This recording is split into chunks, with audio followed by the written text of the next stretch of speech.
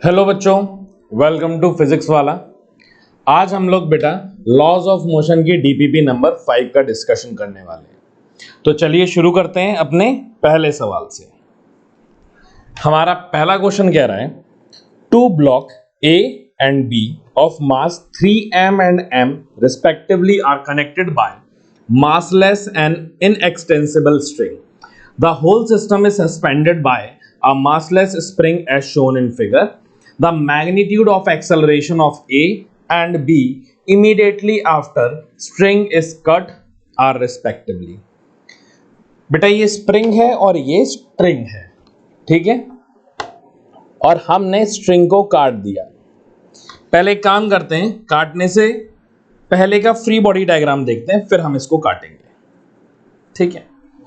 बेटा ये नीचे की तरफ क्या फोर्स लगाएगा, m मास है तो नीचे की तरफ एक mg, ठीक है। ये स्ट्रिंग है तो ये टेंशन T और इधर पे टेंशन क्या आ जाएगा बेटा, T आ जाएगा।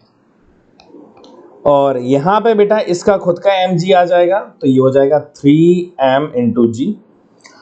और बेटा जो स्प्रिंग है ये ऊपर की तरफ फोर्स लगेगा FSP, जो किसके बराबर होगा बेटा, स्प्रिंग फोर्स के बराबर होगा। और यही किसकी तरह ट्रीट कर सकते हैं बेटा, टेंशन की तरह। और नीचे देखो बी वाले ब्लॉक में बेटा कौन कौन सी फोर्स लग रही है, एक नीचे की तरफ ये टेंशन T लग रही है और 3mg लग रही है। तो ऊपर कितना हो जाएगा, क्योंकि ये बैलेंस है अभी काटा नहीं है, तो ये हो जाएगा 3mg प्लस mg। तो FSP की वैल्यू कितनी आ जाएगी बेटा, 4mg। क्लियर है कि नहीं है, ठीक है। अब हमने क्या किया बेटा, इसको काट दिया यहां से,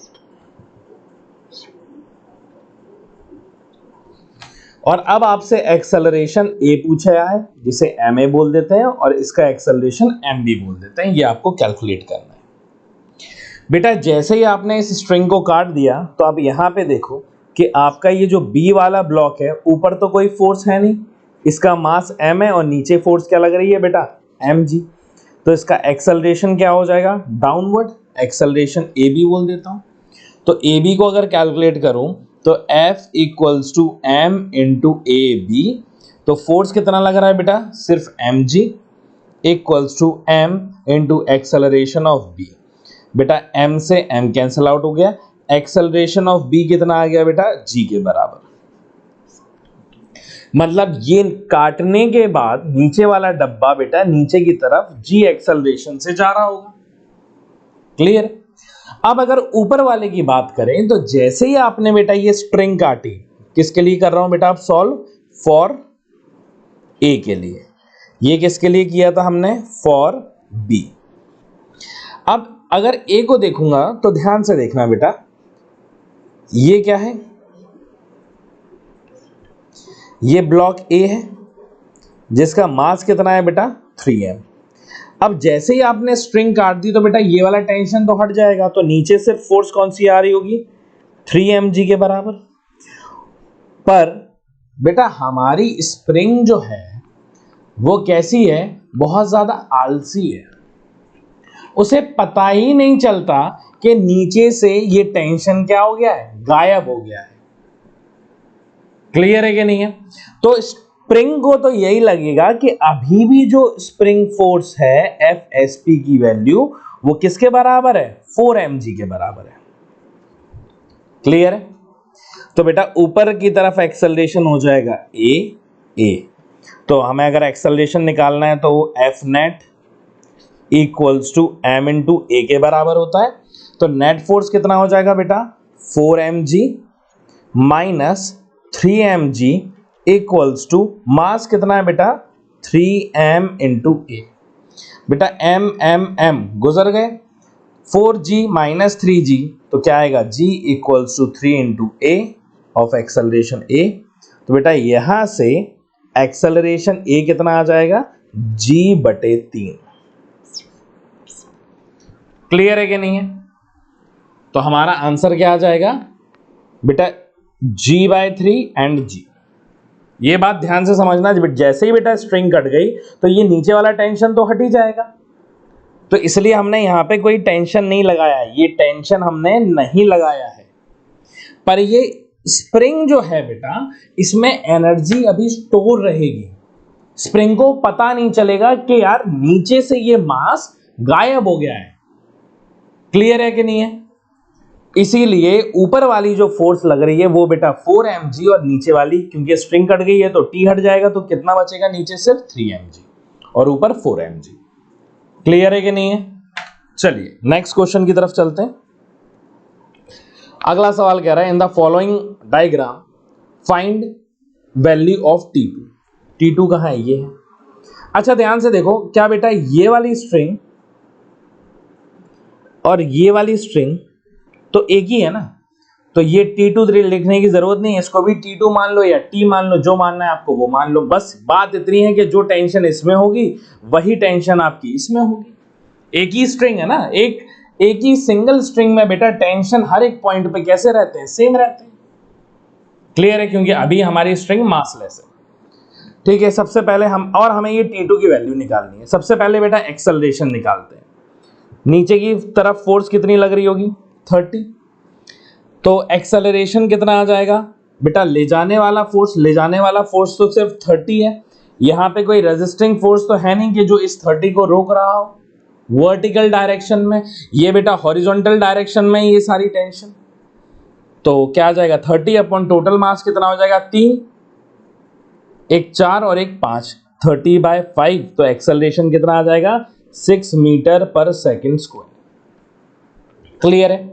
अगर किसी को समझ में नहीं आया है कि सर ये 6 कैसा है, तो उसके लिए लंबा मेथड भी कर देता हूं।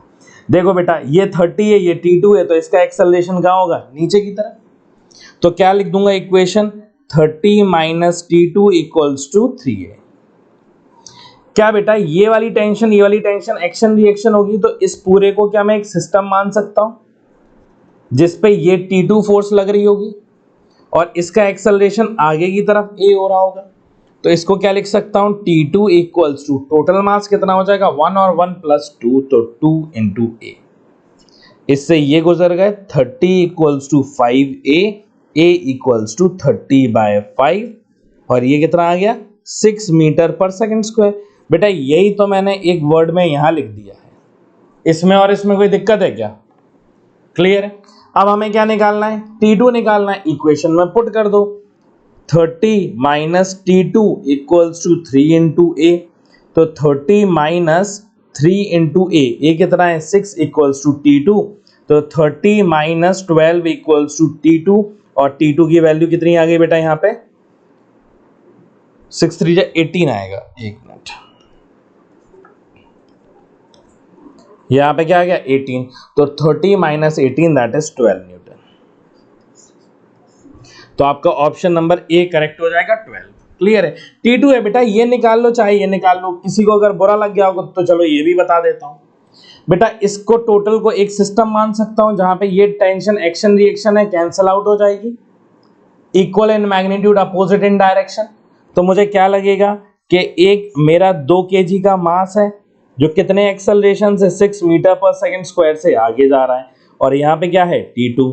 तो T2 equals to m into a. Mass कितना है बेटा? 2, एक्सेलरेशन है 6, तो T2 कितना आ जाएगा?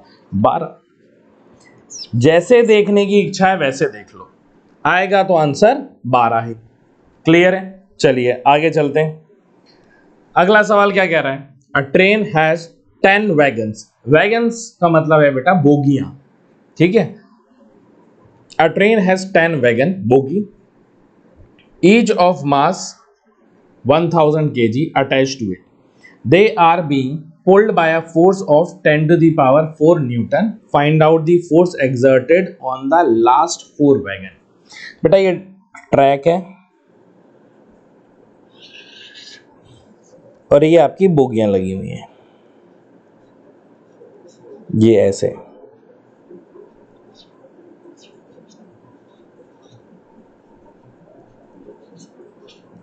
ठीक है? ऐसे करते करते कितनी बोगियां बेटा? 10 बोगियां लगी हुई हैं। एक का वेट कितना है? 1000 kg। और आगे बेटा जो सबसे बड़ा वाला इंजन है,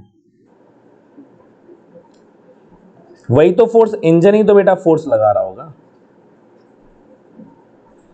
ये जो इंजन फोर्स लगा रहा है ये कितने की फोर्स लगा रहा है, F इक्वल्स टू 10⁴ न्यूटन की ये फोर्स लगा पा रहा है। क्लियर? ये इतने से इन 10 बोगियों को खींच रहा होगा। तो आपसे ये पूछा गया है लास्ट 4 मतलब 1 2 3 4 इस पॉइंट पे जो टेंशन लग रहा है या जो फोर्स लग रहा है जिससे ये खींच रहे होंगे, ये टेंशन की वैल्यू हमें फाइंड आउट करनी है। क्लियर? तो सबसे पहले हम जानते हैं बेटा कि कितनी भी बोगी हो इन सबका एक्सेलरेशन तो एक ही रहेगा। तो एक्सेलरेशन निकाल लेते हैं, F equals to m into a. तो फोर्स कितनी लग रही है, 10⁴। अब ये फोर्स बेटा कितने मास को खींच रही है, 1000 तो बेटा एक बोगी का मास है। ऐसी कितनी बोगियां हैं, 10 बोगी। तो 10 बोगी इंटू एक बोगी का मास है 1000 इंटू ए। क्लियर? तो ये यहां पे बेटा ये 4 जीरो से ये 4 जीरो चले गए, तो एक्सेलरेशन कितना आ रहा है, 1 मीटर पर सेकेंड स्क्वायर। ये क्या आ गया, आप लोगों का एक्सेलरेशन आ जाएगा। क्लियर? अब आपको आखिरी की 4 बोगी मतलब find out force exerted on last 4 मतलब ये 4। क्या बेटा इन चारों को, क्योंकि यहां पे जो फोर्स लग रही होगी T1, ये कुछ लग रही होगी मान लो T2, ये कुछ लग रही होगी T3, ये सब तो बेटा एक दूसरे को कैंसिल आउट कर देगी क्योंकि एक्शन रिएक्शन फोर्स है। क्या इस पूरे को यहां से लेकर के बेटा यहां तक एक सिस्टम मान सकता हूं?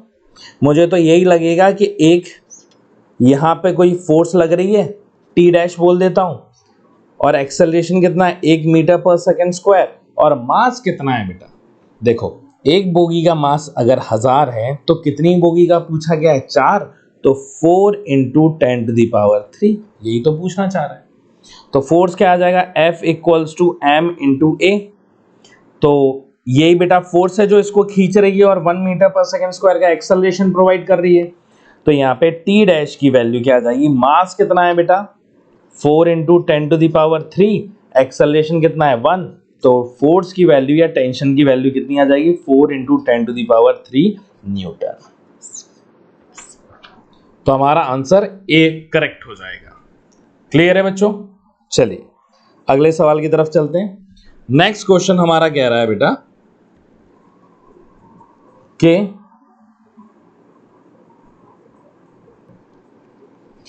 तो यहां पे सबसे पहले m1 m2 equals to 1 kg, then find out the distance travelled by m1 in half second. देखो m2 को अगर सॉल्व करूं तो नीचे क्या आ जाएगा बेटा, ये m2 इंटू जी। क्लियर है? और यहां पे बेटा टेंशन क्या आ रहा होगा, T, यहां पे टेंशन क्या आ रहा होगा, T। ठीक है, सबसे पहले अगर इसका एक्सेलरेशन निकालूं तो बेटा मास कितना दिया गया है, 1 kg दिया गया है, तो इसकी वैल्यू किसकी हो जाएगी, अगर 1 रखूंगा तो बेटा नीचे की तरफ फोर्स G के बराबर है।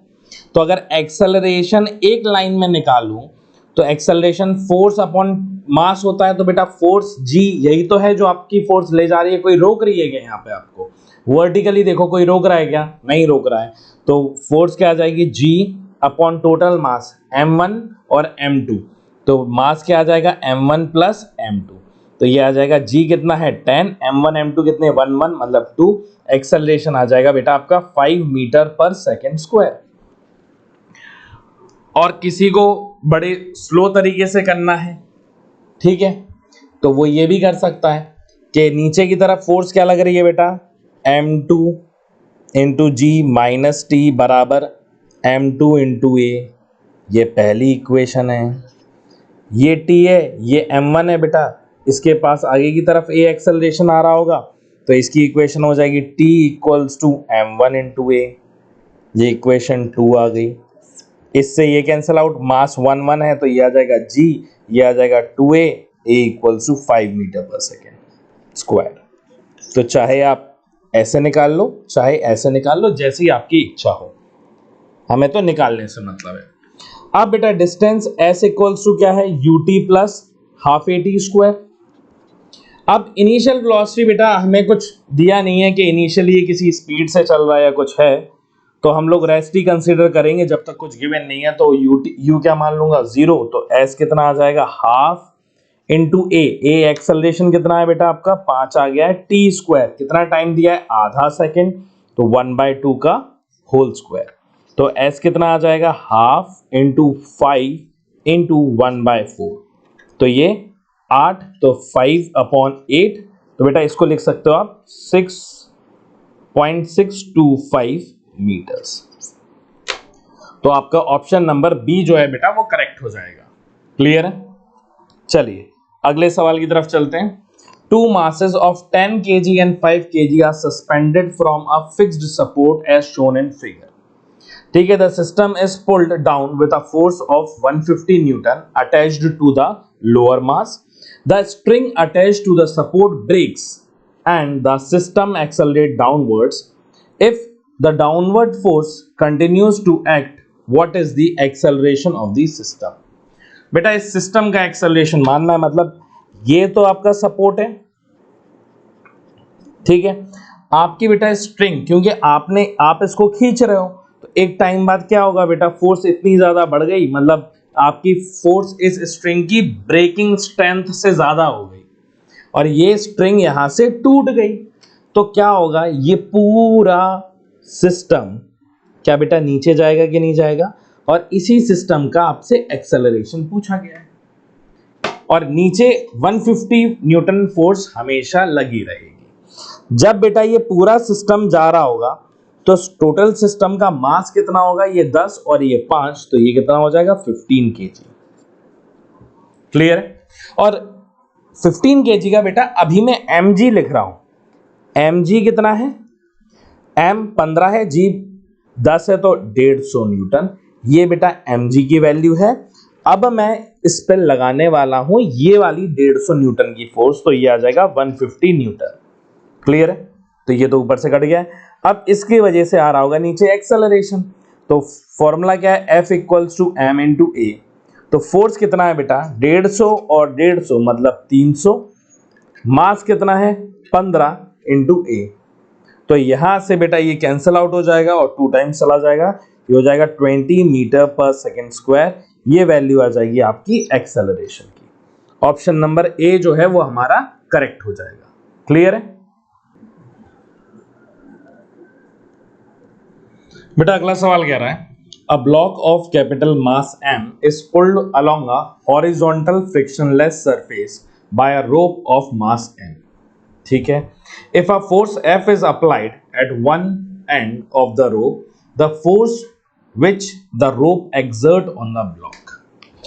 बेटा मान लीजिए आपका ये सरफेस है और ये आपका ब्लॉक रखा हुआ है, डब्बा, जिसका मास कितना है m, और ये बेटा इससे रोप बंधी हुई है। क्लियर है? ये क्या है बेटा, रोप,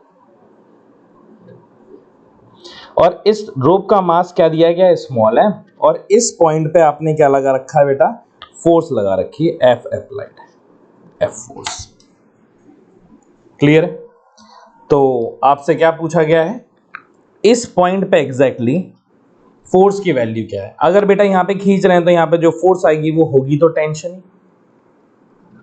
क्लियर? ये वाला फोर्स बेटा इस पूरे सिस्टम को क्या एक्सेलरेशन ए प्रोवाइड कर रहा होगा, मतलब ये वाला फोर्स बेटा टोटल मास m ब्लॉक का प्लस स्मॉल m रोप का, इसको F फोर्स से खींच रहा है, जिसकी वजह से एक्सेलरेशन जो आ रहा है a, मतलब अगर इक्वेशन लिखूंगा F equals to m into a, तो यहाँ पे बेटा फोर्स कितनी आ जाएगी, F मास कितना है capital M plus small m into a, तो एक्सेलरेशन कितना आ गया बेटा F upon capital M plus small m, unit metre per second square. ये वैल्यू किसकी आ जाएगी, आपके एक्सेलरेशन की आ गई। अब हम आगे चलते हैं, आगे क्या बोल रहा है बेटा, वो हमें एग्जैक्टली इस पॉइंट पे फोर्स फाइंड आउट करना है। तो बेटा इस पॉइंट पे अगर हम फोर्स देखेंगे तो फोर्स को क्या बोल रहे हैं, T, मतलब यही फोर्स T जो डब्बे पे लग रहा होगा इस रोप के द्वारा, ये से खींच रहा होगा और m मास इसी T फोर्स से इस रोप को रोक रहा होगा। क्लियर है? तो फिर से क्या बेटा, T equals to M into A, clear है? और ये T निकालना है तो T इक्वल्स टू फोर्स किस पे निकालनी है बेटा, डब्बे पे, तो डब्बे का मास कितना है, कैपिटल M, इंटू एक्सेलरेशन कितना है, आपने अभी निकाला M F upon capital M plus small m। तो बेटा जो फोर्स आ रहा है वो आ जाएगा M F upon capital M plus small m, newton. Clear है? ये वो फोर्स है जो रोप एक्सर्ट कर रही है किसके ऊपर बेटा, ब्लॉक के ऊपर। क्लियर है? तो आपका बेटा आंसर क्या आ जाएगा, option number C, F equals to capital M upon small m plus capital M। ठीक है, चलिए अगले सवाल की तरफ चलते हैं। नेक्स्ट क्वेश्चन बेटा हमारा कह रहा है, बेटा अगला सवाल हमारा कह रहा है, the surface is frictionless, the ratio of T1 and T2 is. बेटा इसका और इसका रेशियो बताना है। देखो क्या करेंगे, क्या बेटा ये F फोर्स लग रही है और एंगल कितना दिया है 30 डिग्री, तो अगर इसका कंपोनेंट करेंगे तो एक क्या हो जाएगा F cos 30 डिग्री, और दूसरा क्या आ जाएगा बेटा, ऊपर की तरफ आ जाएगा F sin 30 डिग्री। क्लियर है? तो हमें इससे मतलब है। तो अगर आप यहां पे देखेंगे कि F cos 30 डिग्री इधर पे लग रहा है और कोई तो फोर्स है नहीं, तो सबसे पहले इस पूरे सिस्टम का, किसका बेटा, पूरे सिस्टम का एक्सेलरेशन निकाल लेता हूं। तो सिस्टम का एक्सेलरेशन कैसे निकालेंगे, acceleration equals to F net upon total mass, ठीक है, m टोटल।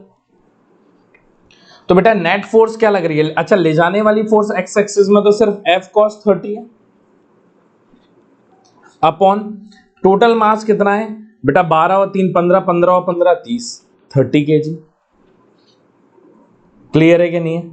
तो 30 लिख लेते हैं, क्या ये आ जाएगा, ये एक्सेलरेशन आ गया। अब आपको क्या निकालना है बेटा, नेट फोर्स निकालना है। ठीक है, मतलब नेट फोर्स मतलब T1 और T2 की वैल्यू निकालना है, टेंशन निकालना है। एक काम करता हूं, T1 निकालने के लिए क्या बेटा, इस पूरे को एक सिस्टम मान लो, इतने पार्ट को, तो मुझे यही लगेगा ना कि मेरा जो डब्बा है, क्योंकि ये टेंशन तो एक्शन रिएक्शन है T2, तो ये कैंसिल आउट हो जाएगी। तो पूरा ये ब्लॉक कितने केजी का लगेगा बेटा, 15 केजी का लगेगा, जिस पे फोर्स कितनी लग रही है T1, और जिसके वजह से ये मेरा एक्सेलरेशन आ रहा है। तो T1 कितना हो जाएगा, T1 equals to M into a, तो मास कितना है बेटा 15, एक्सेलरेशन कितना है F cos 30 डिग्री अपॉन 30, तो 15 से बेटा 30 दो बार चले गए, तो T1 की वैल्यू कितनी आ गई आपकी, F cos 30 degree upon 2 Newton. ये आपका T1 की वैल्यू आ जाएगी। क्लियर है? सुनते जाना। अब अपन को क्या निकालना है बेटा, T2 निकालना है। तो T2 निकालने के लिए काम करता हूं मैं, अब इसको सिंगल लेकर के सॉल्व कर लेता हूं। जो एक्सेलरेशन बेटा पूरे सिस्टम का होगा वही इंडिविजुअल एक्सेलरेशन होगा। मतलब अगर मुझे ये 3 kg का फ्री बॉडी डायग्राम बनाऊंगा तो ये लग रहा होगा T2 और ये लग रहा होगा एक्सेलरेशन। T2 की वैल्यू कितनी बराबर आ जाएगी बेटा, m इंटू ए आ जाएगी। मास कितना है बेटा 3, और a कितना है F cos 30 डिग्री अपॉन, नीचे वैल्यू कितनी है 30, ये कितनी बार चला गया 10 टाइम्स, तो T2 की वैल्यू कितनी आ गई, F cos 30 डिग्री अपॉन 10। अब आपसे क्या पूछा था न्यूटन, आपसे क्या पूछा है बेटा, T1 और T2 का रेशियो पूछा है, तो हम लिख देते हैं रेशियो किसका, T1 अपॉन T2। तो T1 कितना है बेटा, F cos 30 degree upon 2 divided by T2 की वैल्यू कितनी है, F cos 30 डिग्री अपॉन 10। बेटा F cos 30 से F cos 30 गुजर गए, 2 से ये 10 5 टाइम्स चला गया, 5 कहाँ जाएगा ऊपर, तो T1 अपॉन T2 का जो रेशियो आ जाएगा बेटा वो 5 अपॉन 1, या फिर इसको लिख सकते हैं 5 रेशियो 1। तो ऑप्शन नंबर डी जो है वो हमारा करेक्ट हो जाएगा। क्लियर है कि नहीं है? चलो आगे चलते हैं। बेटा ये सेम सवाल हमने कल वाली डीपीपी में भी किया था, तो इसमें गलती नहीं होनी चाहिए, ज्यादातर बच्चों का सॉल्व हो जाना चाहिए था। ठीक है, गलतियां करो, कोई दिक्कत नहीं है, पर एक गलती को दोहराओ मत, हर बार नई गलतियां करो, मजा आएगा। ठीक है, एक ही गलती को कब तक दोहराते रहोगे? तो ये वाला क्वेश्चन सही हो जाना चाहिए था। सवाल क्या कह रहा है? Two masses of 10 kg and 20 kg respectively are connected by a massless spring as shown in figure. A force of 200 Newton acts on 20 kg mass. At the instant shown, the 10 kg mass has acceleration 4 meter per second square rightwards. इसका कितना दिया गया है बेटा? 4 metre per second square. What is the acceleration of 20? बेटा इसका acceleration पूछा गया है। बेटा यहाँ पे स्प्रिंग फोर्स लग रही होगी FSP, एक्शन रिएक्शन फोर्सेस होती हैं, इस पे पीछे की तरफ लग रहा होगा, मतलब 10 kg को ये FSP चला रहा है और 20 kg को ये FSP स्प्रिंग फोर्स चलने से रोक रहा है। क्लियर है? चलिए, तो अब अगर हम देखें तो F 10 kg का बेटा ये कितना है? 10 kg। आगे कितना फोर्स लग रहा है? FSP, और ये एक्सेलरेशन कितना है? 4 मीटर पर सेकेंड स्क्वायर। तो मैं लिख सकता हूं F equals to M into a. बेटा फोर्स क्या है? स्प्रिंग फोर्स, तो FSP equals to mass 10 acceleration 4, तो FSP की वैल्यू कितनी आ जाएगी? 40 न्यूटन आ जाएगी।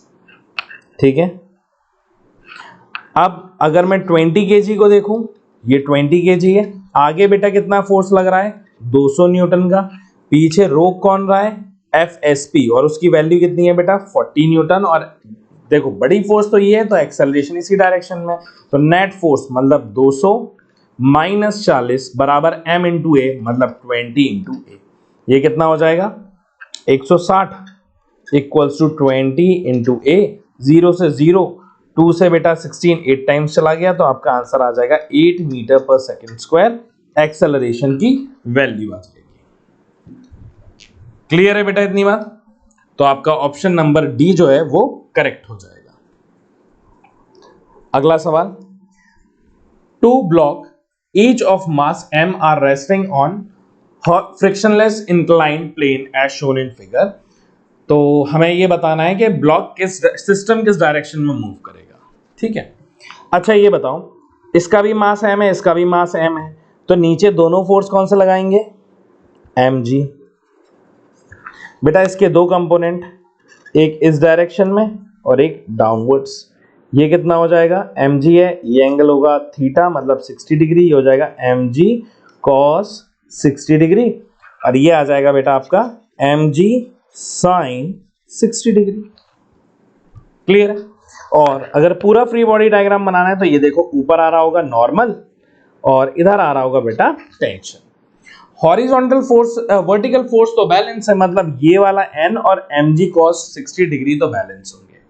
अब अगर इसका फ्री बॉडी डायग्राम देखें हम लोग, तो बेटा देखो, इसमें भी mg तो ऑलवेज एक्ट्स डाउनवर्ड, नहीं, mg always acts towards the centre of the earth, ये बोलना चाहिए। एक कंपोनेंट ये होगा, एक कंपोनेंट ये होगा, ये थीटा, तो ये भी थीटा, मतलब 30 डिग्री। बेटा यहाँ पे क्या आ जाएगा? mg साइन या cos 30 डिग्री, और ये क्या आ जाएगा आपका?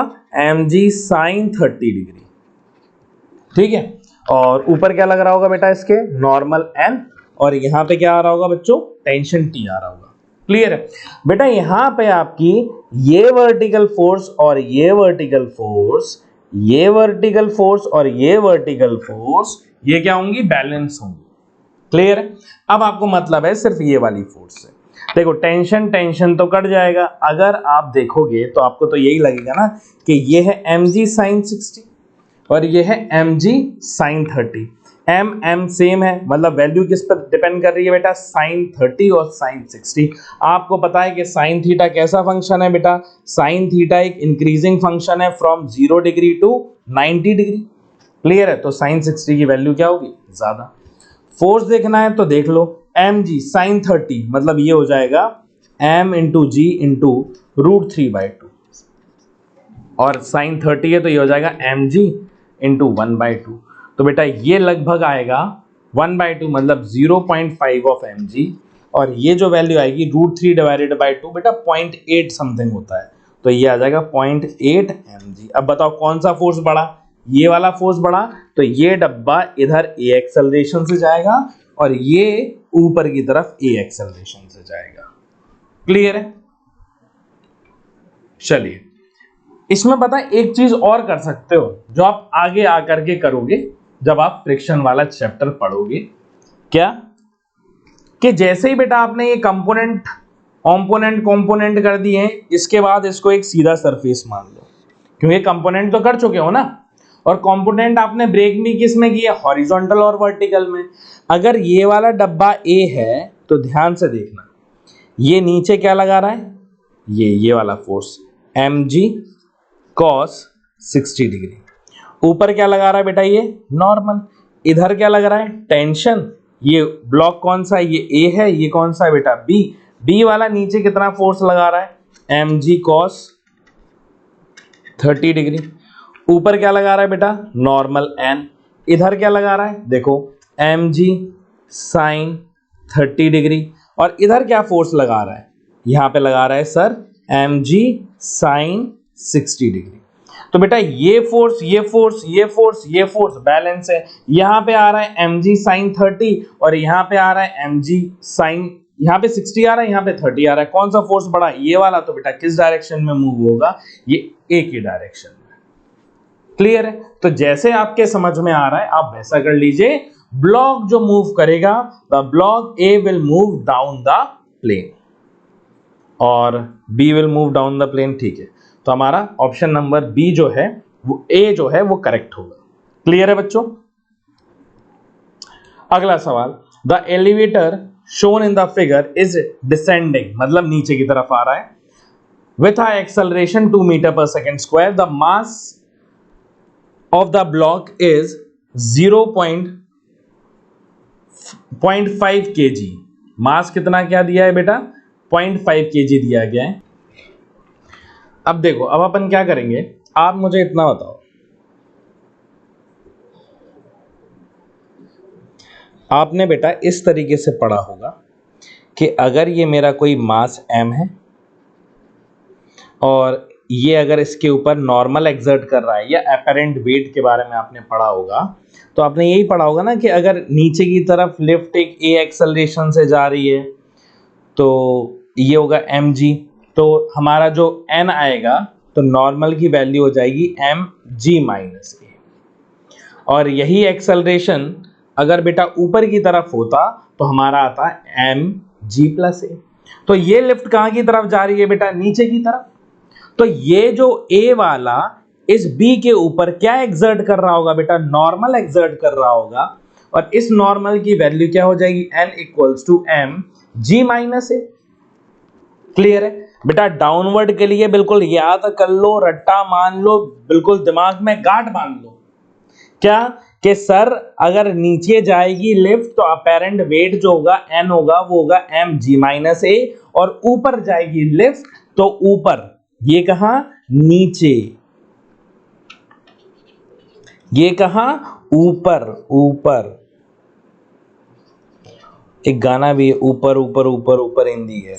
तो ऊपर जब जाएगा तो n हो जाएगा mg प्लस a, नीचे जब जाएगा तो mg माइनस a। ये याद कर लेना। समझ में आ गया? तो ये अभी कहां जा रहा है? नीचे। तो आ जाएगा n equals to mg minus a, ये अपेरेंट वेट है। तो n इक्वल्स टू मास कितना दिया गया है? 0.5, g कितना है बेटा? 10, एक्सेलरेशन कितना दिया गया है? 2। तो n equals to 0.5 into 10 minus 2 that is 8। n equals to कितना आ जाएगा बेटा? 4.0 न्यूटन, दैट इज 4 न्यूटन। बेटा इतना क्या फोर्स एक्सर्ट कर रहा है ए किसके ऊपर? बी के ऊपर। तो ऑप्शन क्या आ जाएगा बेटा? बी वाला करेक्ट हो जाएगा। क्लियर है? अगला सवाल, a man weighing 100 kg carries a load of 10 kg on his head. He jumps from a tower with the load on his head. What will be the weight of the load as experienced by the man? क्या पूछा गया है? Wait पूछा गया है कि वो कितना एक्सपीरियंस कर रहा होगा। देखो मान लो ये हमारी क्लिफ है, क्लिफ मतलब पहाड़ है, और ये कोई बेटा आदमी है,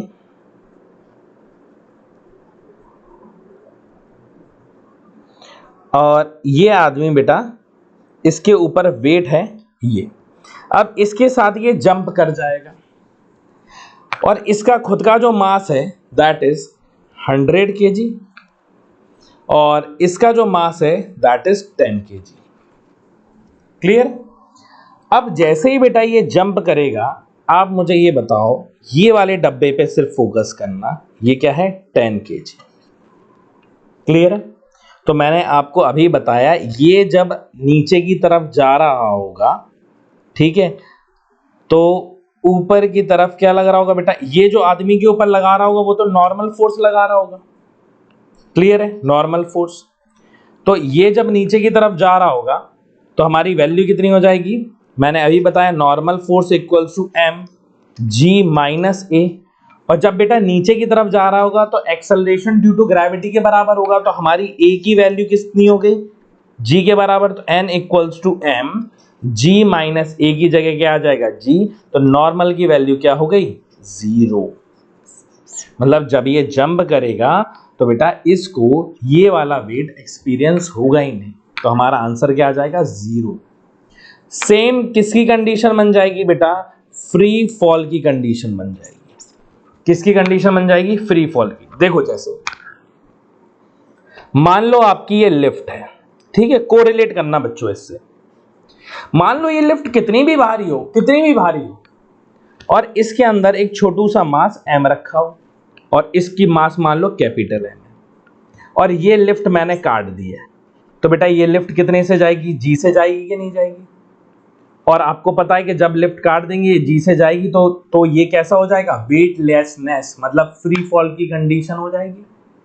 क्लियर है? क्यों सर ऐसी क्यों हो जाएगी, हमने कहा देखो यार ऊपर क्या लग रहा है नॉर्मल, आपको ये नॉर्मली पता करना है। तो जब नीचे की तरफ एक्सेलरेशन होता है तो n इक्वल्स टू क्या होता है, एम जी माइनस ए, तो n m g minus g, तो that is M ji minus M G, तो नॉर्मल की वैल्यू क्या आ गई, 0। तो बेटा जैसा इस कंडीशन में आपने वेटलेसनेस पढ़ा है, सेम वही सिचुएशन ये भी बन रही है। क्लियर है? तो इसका आंसर क्या आ जाएगा, 0। ठीक है, थैंक यू सो मच बच्चों। मैं उम्मीद करता हूं कि आपको ये डिस्कशन समझ में आया होगा। बाकी हम लोग अपने नेक्स्ट डीबीपी के डिस्कशन में मिलते हैं। Thank you.